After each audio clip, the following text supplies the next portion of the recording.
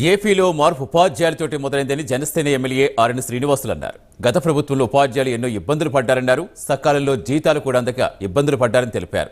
రాష్ట్రాన్ని CM Chandrababu, deputy CM Pawan Kalyan అభివృద్ధి చేస్తున్నారని వెల్లడించారు. వరదలు ఇబ్బంది పెట్టినా ప్రజల్లో ఉండి సేవలందించిన ఘనత కూటమికే దక్కిందన్నారు. వరదలు కూడా రాజకీయం చేయటం వైసీపీ నేతలకే చెల్లిందని మండిపడ్డారు. ముఖ్యంగా ఇదొక మంచి కార్యక్రమం. ఎవరు ఇంతవరకు చేయలేని కార్యక్రమం మన నాని గారు చంద్రగిరి ఎమ్మెల్యే చేశారంటే ఇది చాలా గొప్ప విషయం. మంచి ఆలోచన రావడం, అది మీ ద్వారా మార్పు మీరు తెప్పించడం, దీనికి మార్పు రావడానికి కారణాలు కూడా నానితో పాటు అందరి ఎమ్మెల్యేలకు మొట్టమొదటి